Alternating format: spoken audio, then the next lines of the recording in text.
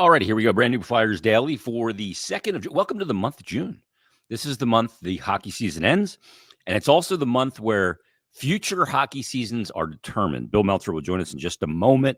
Before we get to Bill, just wanted to give people an update. I will be beginning my next phase of treatment tomorrow, Tuesday. It'll be phase 2. I am going to have 28 sessions of chemo radiation. I will be taking a chemo pill, which you're here, in the morning and at night, and I will be going for radiation 5 days a week. I don't know what the side effects are going to be. I don't know how it's going to impact the podcast. I don't know a lot. Everybody reacts differently, but we're going to go into phase 2, optimistic and looking to kick butt.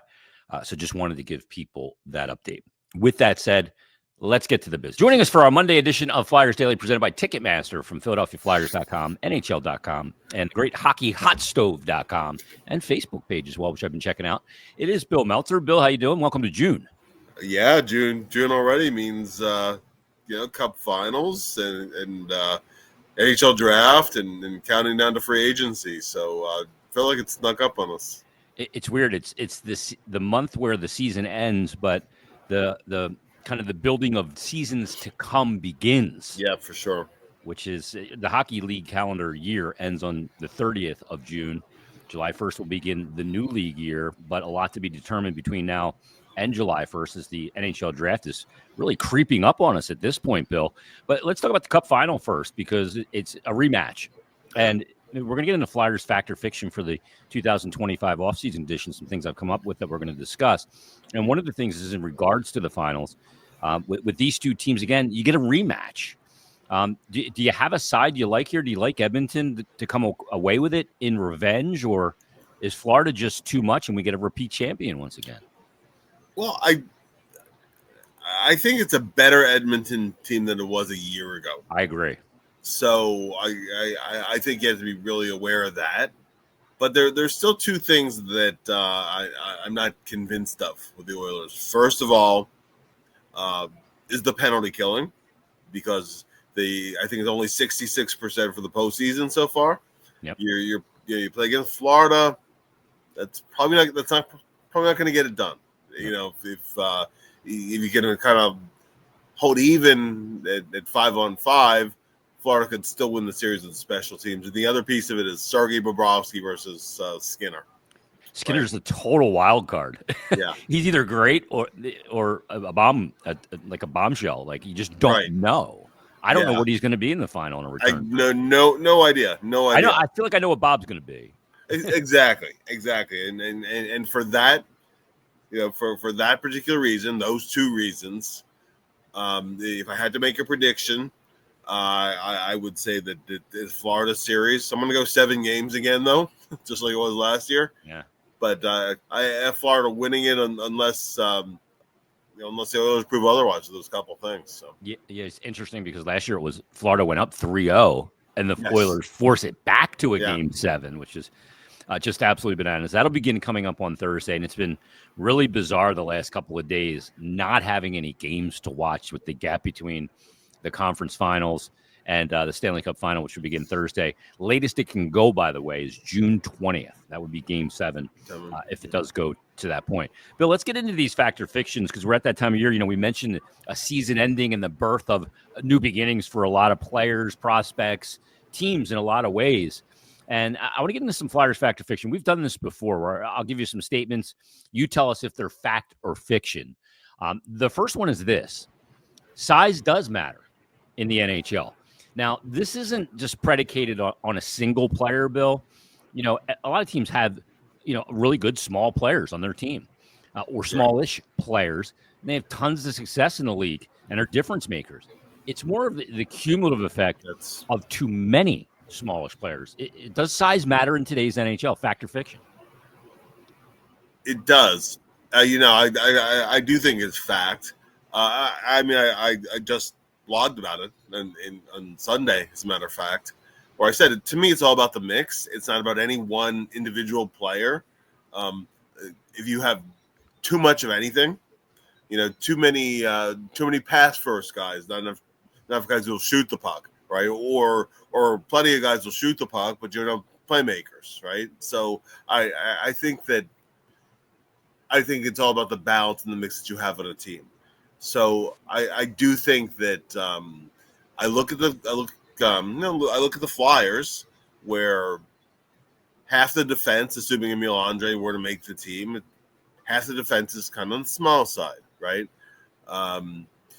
If Jet Luchenko was in your mix, he's not small, but he's average size, or a little on the smaller side. Small-ish. Yeah, small-ish, right? You look at the wingers. You obviously have Bobby Brink, who's small. If you're looking long term, Denver Barkey is small. Mishkov is small. Yeah. So on and so forth. Where and if it works out that Shabanov is in your mix, he's very small.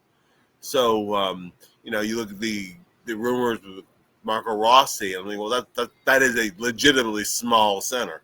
And which is fine. Danny Briere, not a small player, but for a center, little below average. He's a small center. There's a difference, yeah. So I mean, that's fine. But when you add them up, it becomes a small team. I think too, where the pendulum to me is swinging back a little bit is more in defense. Yeah.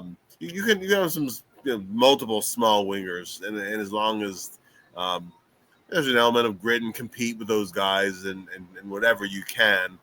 But I do think you need to have a little bit of size down the middle, and particularly the blue line, like I said. So I length. Yeah. I mean, to me, they're like players. They have their measurables, their height and their weight, and some guys play beyond that. Like Akimo Tiemann was a smallish player, but he was so thick that he didn't play small, even though he lacked reach and he wasn't long. Some players play small that are big. You've seen those guys over the years. But yeah, I think I agree with you. I just don't think you can have too many of any element, or you're going to be. It's like having 6 great defenders, but none of them are good at starting the rush. Right. Like, yeah, you can defend. That's great. Everybody can defend. I look at guys like Duncan Keith, wasn't the biggest guy, but could do a lot of the things that you need. And obviously, people will reference Cale Makar as a guy without a lot of size that can be obviously a difference maker from the blue line as well. Yeah, I look at size, and I keep looking at these teams that keep advancing in the playoffs, and we're going to get into the reasons why I think we're seeing repeat teams in these playoffs as well. But let's get to Fact or Fiction number 2 for Bill Meltzer. Timeline to make it to the NHL should not be a consideration for the Flyers when selecting 6th overall in the 2025 NHL entry draft on June 27th. The timeline, or the arc of the players' development to get there, shouldn't be a part of that equation. I would say that not just for this year's draft. I'd say in most year's drafts, unless it's that guy who is going to jump right into the NHL. There's not many, and this year, even if you look at a guy like Schaefer, who plays his defenseman, on the very young end of this year's draft class, might be going to college. Going to college, or so it might be a year, maybe a year out, maybe. Kind of like Owen Power, right? Yeah, exactly, like an Owen Power type, and I think when you're looking at this year's draft class in general, just guys that who might be a guy that would jump right into the NHL, right? Frondell? Possibly. I would say that he would need another year over in Sweden until he might be ready. Martone is kind of a big winger who he certainly has upside, but no reason to rush him either. So this year in particular is a year where I'm not looking at immediate help. I'm more concerned about who will be the guys that end up being the best players 3 years, 5 years. I think you have to look at it that way. Sometimes I think people evaluate a draft as a race on the guys that are quickest to get to the NHL. Yeah. But you can't evaluate it that way. You got to evaluate it how they're going to be over an arc of a career. And, who that guy is, we don't know. These are 18-year-old kids. So their development into adulthood is part of the equation. But I agree with you. I think sometimes we get caught up at draft time and thinking, well, they're drafting 6th overall. This guy's going to help right away. If you're really made the right pick, then this guy should be a difference maker now. But that's not the case. Yeah. It's rare for an 18-year-old kid to be able to jump into this league. Very few can do it right away. Yeah, and a lot of times the guys who are first, or a couple guys who beat other guys by several years, they don't end up being the better because maybe they plateau in their development. I just don't think that can be a main consideration. Yeah, and I think sometimes the players will get kind of typecasted because of earlier in their career as well. All right, fact or fiction number 3. This is a really interesting one, Bill, because I saw this, I think it was on the Flyers Reddit, on the subreddit. Hockey coaches, NHL coaches, they get too much of the blame when it comes to the results. And again, I saw this posted on a Reddit, and the guy said, of the 4 major sports, does a hockey coach have the least amount of impact on the result of the game? So you have baseball, obviously, with the manager who makes managerial decisions, pitching changes, matchups, those kind of sets the lineup, those kind of decisions. In basketball, another flow sport, set plays, when to call those timeouts to stem a rush, those kind of things. Obviously, football, it's a collective with offensive, defensive coordinators, the head coach, all of that stuff. But do hockey coaches have the least amount of impact? Is that fact that they do have the least amount of impact of the 4 major sports? I would say that that's false. But that being said, I think that coaches in general get too much blame, too much credit sometimes too.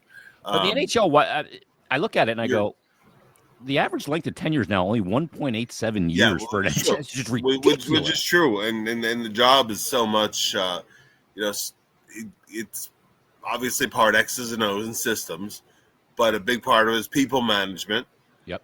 And the other piece of it too, there is. I mean, I agree with this that is an element of timing in a lot of ways. The right coach at the right time, and it might just be the right time for that particular kind of and that's why you also have that coaching pendulum too between the so-called players coaches and the hard kind of coaches. Yeah.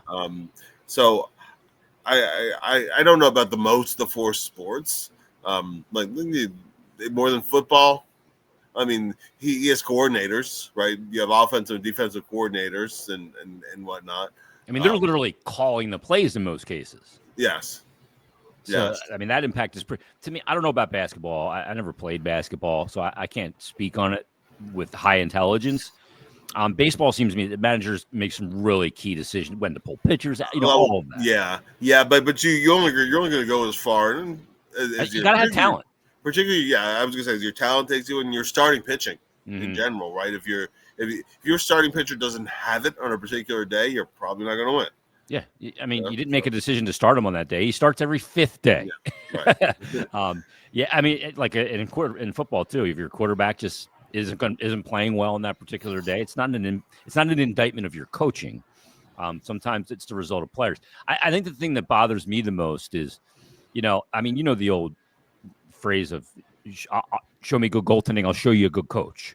I mean, if you don't have that, how can you fairly evaluate? And it's so funny because in the last couple of years, we saw it with Rick Tocchet. He won Jack Adams just over a year ago, and he leaves Vancouver. Yeah. We saw Peter Laviolette win the President's Trophy with the Rangers. He's out, right? The debate's been out there about Pete DeBoer because he pulls Ottinger in that game. By the way, I thought he did the right thing.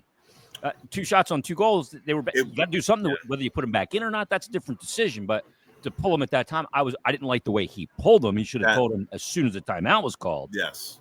But I mean, Pete DeBoer's 9-0 in elimination games going into that. Correct. And you just knocked off the President's Trophy winner one round earlier. You beat a very good Colorado team. Yeah. In the first round.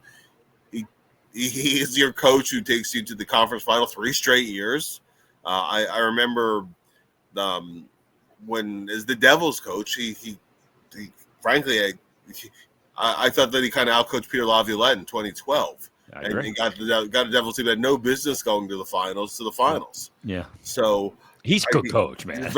He's a very good coach. I don't like how he handled the whole thing with Ottinger. Mm-hmm. I didn't like it post game either, but I loved Ottinger post game. Yeah. He said he's got to learn from it. I tweeted out a little while ago. There's a really interesting episode of a show that's on YouTube called Coaches with Coffee, and there's one that I tweeted out with Pete DeBoer and with Paul Maurice, who are longtime friends, played in junior together, lived together at points, traveling in RVs to places on vacation. It's really interesting to hear two old coaches talk about how they ended up where they did. So just type in Pete DeBoer, Paul Maurice, Coaches with Coffee on YouTube. It's a fantastic episode. But yeah, look, Toe Blake, Scotty Bowman isn't going to win unless you got players to put in there that can help you win. That's the big part of it. Bill, the next thing, we're going to go back to the Cup final being a repeat matchup with Florida taking on Edmonton. Recently, we've seen Vegas win a cup, lose a cup, and be in the mix kind of since they've gotten into the league. And kind of, I guess you wouldn't call it a fundamental way that they handle roster construction, even though it's a little different because they're obviously still a newish team to the NHL as an expansion team. But then you look at Tampa, won back-to-back cups and got to a cup before that in law. You see a lot of repeats getting to the finals. And the factor fiction question is this, that the fact of the matter is that every detail of roster construction in today's NHL, construction of players on the ice, talked about the size earlier, can't have too much of one thing and not enough of another, culture, the cap, kind of roadmap of your cap through this whole thing. The only way to make a run in today's to a cup in today's 32 team NHL in a salary cap era is you really can't make any mistakes. It's just too hard. And we see these teams like Florida who there's little mistakes in there, but they've had the least amount of mistakes, which is either repeatedly going. Edmonton now too, kind of generational player thing there too. But you see teams like the Canes, or you see teams like the Avs. They won a cup a couple of years ago, or these teams that I'm going to the season and I'm Dallas. I'm going and I get Rantanen. I'm going. I feel great about it, but it's not perfect, and it almost takes perfect to win it all now. It does, and to me, it's 2/3 good design, 1/3 good luck. Yeah. And you're going to say, well, and especially because your core is going to stay together for a number of years. Yes, you see player movement, and I think with the cap going up, you'll see more player movement. But generally speaking, these guys end up locked in long-term deals that are not easy to move necessarily, unless sometimes you're trading money for money or whatever. If you're starting on the other side of a rebuild phase, right? But generally speaking, I think that group is going to be together for a while. You look at Florida. You have guys that were drafted up near the top of the draft who clicked, but then you have guys like Carter Verhaeghe, and we were talking, I think, last episode about Bill Zito. You have guys, a guy like that who was a waiver pickup, and he goes to a new team and he's an impact guy. You have to, and while you might have a hunch this guy is better than his numbers or whatever, it doesn't often play out to be that dramatic, right? The draft pick, the Braden Point example, a guy who's not a first round pick, right? Who ends up playing like a high first round pick, and you might have a hunch this guy's going to be a player and he's going to be worth a higher value than we drafted him. If you knew what he was going to be, you wouldn't have taken the risk and waited on him. You would have taken him sooner. So there are elements of those things, and once teams are together, you do have that window of time where you can contend. I mean, you look at the Stars. Jim Nill done a tremendous job putting that team together. You go back to the first COVID year, they made the finals that year. So they've made at least the conference final 4 times. Yeah, going back to 2020. And just to break through is so hard. Yeah. And you had Rantanen into that mix. I think part of the thing that happened to Dallas was the Rantanen against Colorado thing. He was so good, and they ran on so much emotion of him playing against his former team, and that made them look like they ran out of gas a little bit against Edmonton, who's now knocked them out, 4 times in a row? 4 times in a row, yeah. That's incredible. The thing about it, too, is this all begins for the Flyers now, decisions now. And this is a really big week for the Flyers and all NHL teams because it's the week of the Combine. And this is, and I truly believe this, that when you have these interviews and seeing these players outside of their equipment and walking the halls and all those things, this is when you find out who the winners are. And I believe in the winners. Like I look at Mike Richards and I go, Paul Holmgren did a great job identifying him as a pick because the guy was a winner, man. Like he won everywhere he was. And that's not by accident. Like he's a winner. And I believe in winners. And I think that's an X factor. We can't measure it. We can't measure it on the ice with speed, shots, points, or anything like that. But that's where your scouts, your GM, and your hockey staff's got to find some freaking winners. No, for sure. And look who was drafted with him the same year was Jeff Carter. And I'm just talking about how a scout evaluates somebody. If you evaluate on the basis of size and speed and shot and whatever, Carter checked every box. Yeah, Carter checked every single box you could check. Yeah. Right. Whereas Richards was more like kind of Clarky kind of a mode where, well, he's not the biggest guy, he's not the fastest guy, he doesn't have the hardest shot, but that guy, that kid's just a killer on the ice. You don't want to play against him. Yeah. And while I think Jeff Carter was a great example of a outstanding supporting piece on a team, the guy who kind of drives the ship or something quite often, it's the Taze kind of guy, the Mike Richards kind of a guy, heart and soul, the heart and soul type, exactly. Yeah. They're really important players. They really are, no doubt about it. And a huge week at Hockey Combine in advance of the draft is all this week. It's going to be a very busy week for Flyers scouts and management up in Buffalo, dealing with that this week as they get ready for the NHL draft. Number 5, Bill, fact or fiction. Silly season is here. Fact or fiction? No, we go beyond that. Silly season is here. That is a fact. But we've seen reports that San Jose is willing to move pick number 2. I think I saw a report yesterday. Utah is now willing to move pick number 4, those picks respectively. In the past, I'm always skeptical that, this pick's available. Yeah, anything's available for an extreme overpayment. Yeah. But this year, they may actually be open for conversation. Fact or fiction? I think there'll be discussions right up until the end. I do think that.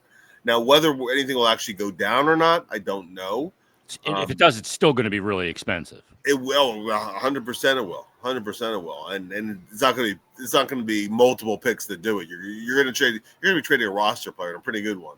Yeah, a known commodity. And absolutely, it would have to be an already kind of proven commodity who's in a certain phase of his career, not too old at that point. Still has a number of good years ahead of him.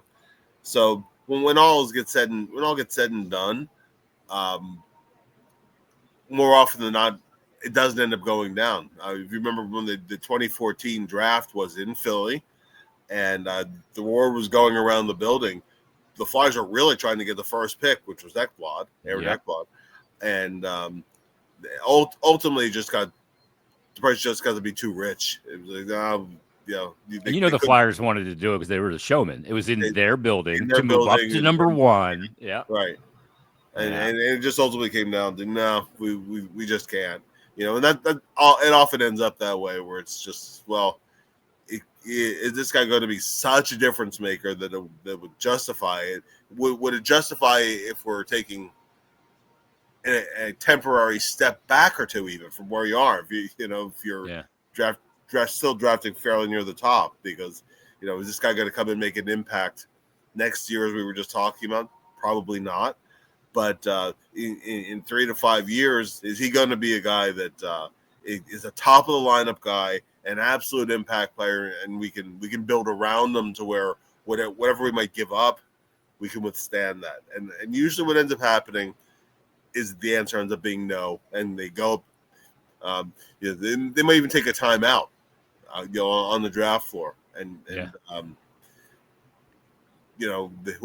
then when it resumes, they walk up to the podium and they make their pick. So the thing is you look at the GMs that of those two teams. You have Greer and you have Bill Armstrong, two GMs in two totally different spots right now with their organizations.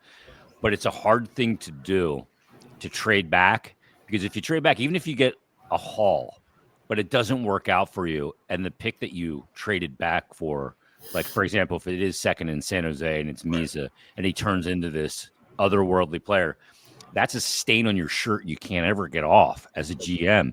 Yes. And frankly, it impacts your ability going forward to remain employed. Correct. And people forever do the retro drafting. Yeah. To me, retro drafting most of the time is not fair and doesn't work. Yeah. You could insert a different name, and that other name you might insert might be somebody with a lesser career. Yeah. Well, they could have drafted so and so. Well, they could have drafted another guy too, right?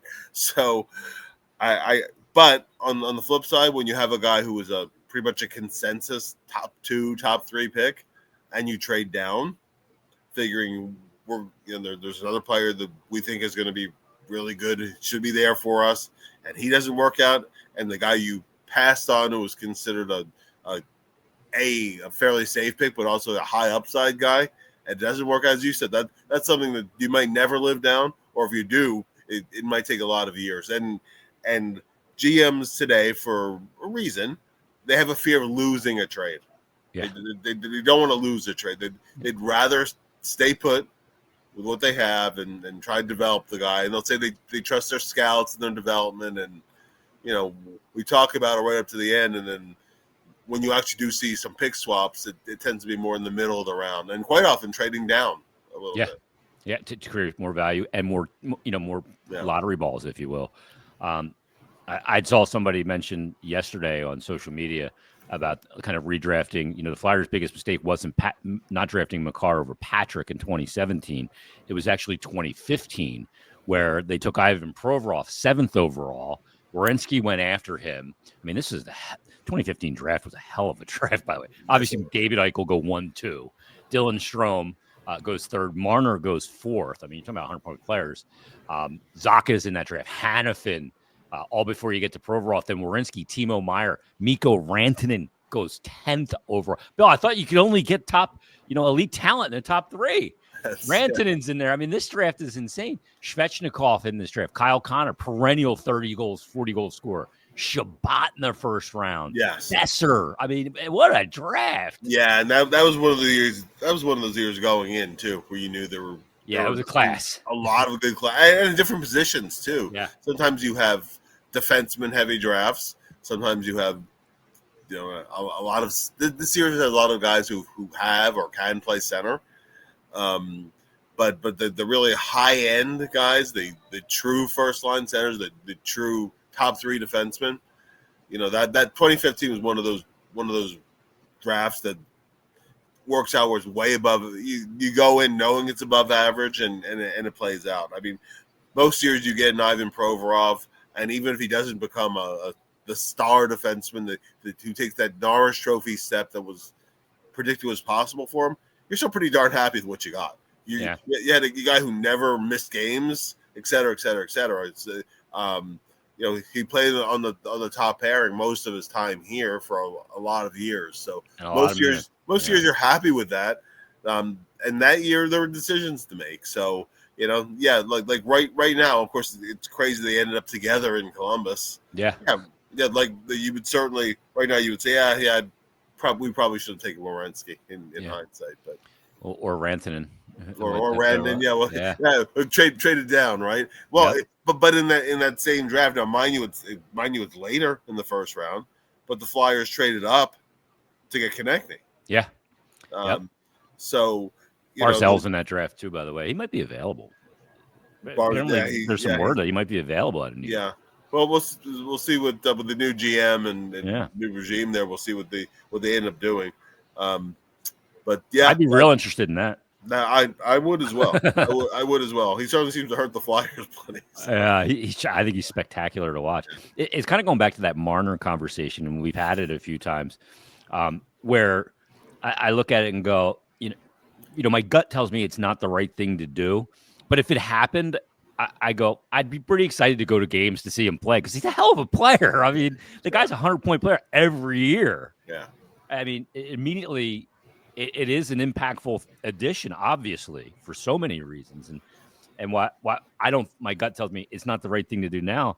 I can't deny that it would excite me in the moment. Yeah, and I love the game. Damn it, I mean, like, well, I was going to say that in the big picture, Jason, you have guys that get you to the postseason in the first place. Yeah. Marner's a great example of a guy who gets you the postseason in the first place. We talked about Jeff Carter earlier. He's one of those guys that helps you get to the postseason in the first place. In the playoffs, and he was, he had some good playoffs. He scored. I remember he scored one huge goal actually in LA's second cup. Yep. But just I think it comes down to the mix, the personality types, as well as the skill sets. So, if the Flyers were to get Marner, you can debate all you want, but yeah, he would be a extremely entertaining player to watch. Or, if you want to take it down a step or two, if nothing else, and he's certainly been available. Trevor Zegras is that boy. He is fun to watch. Yeah, he certainly is creative. From an entertainment standpoint, he would be dynamic, a blast to watch. So yeah, haven't heard his name bandied about in a little while. It's because he's gone quiet. But yeah, he's gone quiet there. Last factor fiction, Bill, and I think this is a really important one. With the NHL salary cap finally heading towards what I would probably deem some pretty pronounced steep increases over the next couple of years.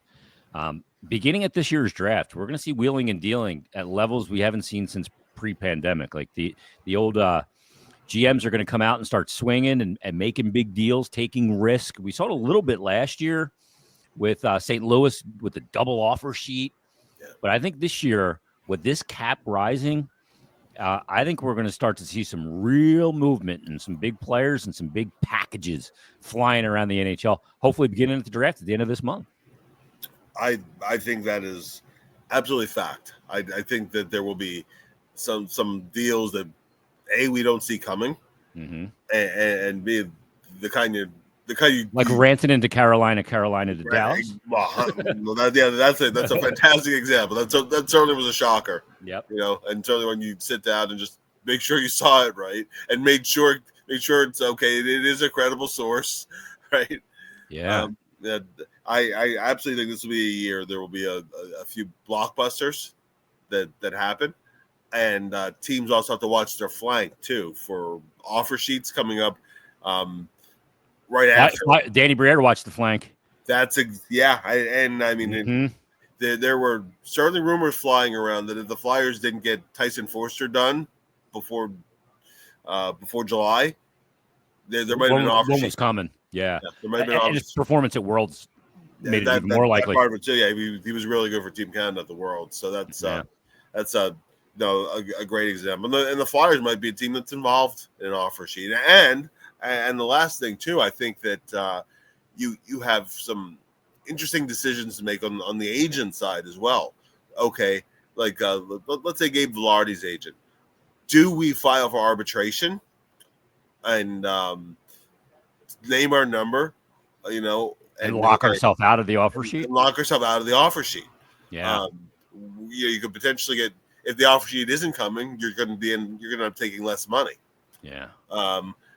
But on the flip side, if there is actually an offer sheet out there, and you should have pretty good intel as to what might be coming down the road, you might actually forego the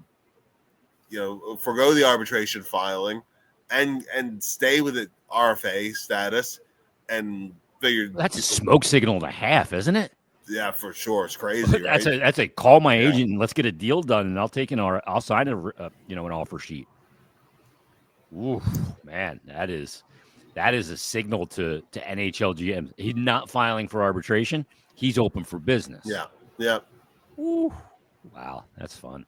Danny Briere guarding the flank like an M70. Tyson Foerster contract. And he had a good world. So you like the 2-year bridge that he's got, Bill? He'll still be an RFA when it expires. It's a great deal for both sides because 25 goal scorer. I mean, that's a nice number. From Foerster's side, he's betting on himself. Love that. The Flyers could extend him in a year. Now the deal would kick in the year after that. But that that would be the long term thing that takes him in. So that would be where he has a really big bump. Yeah. And the other flip side of it too is he's coming off of an entry level deal. So to go from entry level money up to over $3 million plus cap hit, that's a phenomenal raise for him. Oh yeah. So it was really a no lose for him. Where other than and his agent probably said to him, maybe there's at least a decent chance, an existing chance, a non-zero chance that we get an offer sheet this year, and that would bump it up even higher because that would be that 7-year kind of thing where the Flyers well, geez, we want him here for the long term. That's really not where we might want to get married, but we're not ready to get married yet. Exactly. We're a little young to get married. Exactly. So, are you going to commit to? Let's just pull it $8 million a year. Oh, well, geez, we were going to 8, right? And you have to match if you want to keep the player. And the other thing too that the agents have gotten really savvy about too is setting the compensation to the dollar, where $1 more would bump it up another level of compensation too. Yeah. Or so the team almost feels compelled to match it because they're not getting maximum compensation too. By $1. By $1. By a single U.S. dollar. Yeah, that's crazy. The other thing, I look at Tyson Foerster, like I see, I don't follow like the families of players and stuff like, but I see all the pictures of the players hanging out in the off season, or when they vacation together. Like they got a tight group. Like nobody, we saw the effect of Frost and Farabee leaving and how tight the group was. I don't think Tyson Foerster wanted to go anywhere. This is where he wants to be, and they want to win here. Clearly. Yeah. So that's a great thing. And having that is why culture is one of the reasons why culture, people want to be here. They want to be here when it's good. So that's a good element of it. And congrats to him on the deal. He doesn't go from KFC on the road he goes to Morton's now. But maybe he wasn't eating KFC before, but dinner is going to be on him a little bit more often on the road with that new contract. So congrats to Tyson Foerster. All right, Bill, NHL Stanley Cup final begin this week. We'll talk about a couple games in next week when you join us. Read Bill's work at PhiladelphiaFlyers.com, NHL.com, and HockeyHotStove.com. We'll be back Wednesday with another brand new edition of Flyers Daily.